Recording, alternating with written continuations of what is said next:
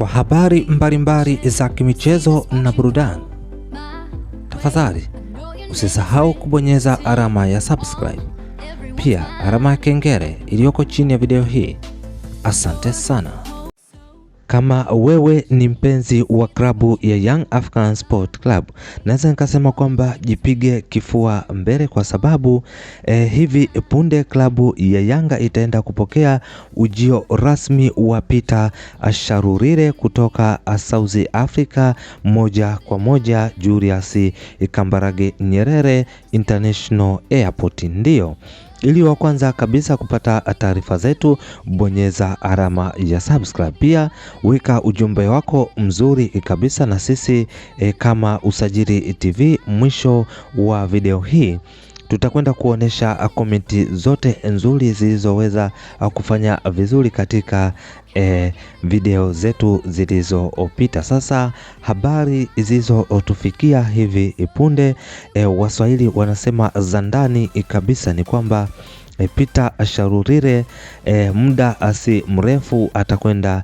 kujiunga katika pre-season ya klabu ya Young African Sport Club. Ndio, ni pre-season ya moto kabisa kule Avic Town. Tunajua kwamba hivi punde tunaenda kushuhudia mchezo wa ngao ya jamii. Ngao ya jamii ni mchezo ambao unahusisha klabu mbili, ambapo klabu ya kwanza ambaye ndo bingwa wa ligi anaenda kukichapa na mshindi wa pili wa ligi. Kwa hiyo tutegemee kwamba klabu ya Young African Sport Club itakwenda kumkaribisha klabu ya Simba Sport Club.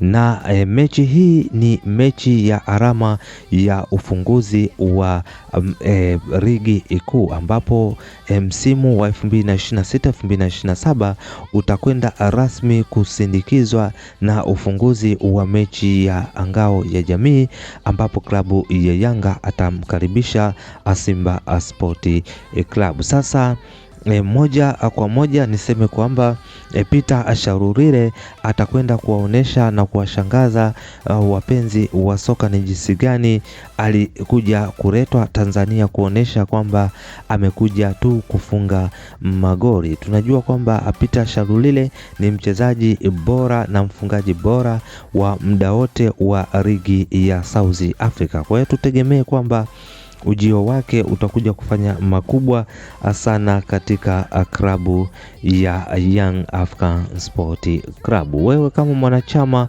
mpenzi na mkereketwa wa klabu ya Yanga, tunajua kwamba uko tayari kabisa kumpokea Peter Sharurire rasmi kuja kujiunga na klabu ya Yanga. Tupe maoni yako hapo chini kuona jinsi gani uko tayari kumpokea mchezaji huyu ambaye atakwenda kujiunga rasmi na klabu ya Young African Sport Club.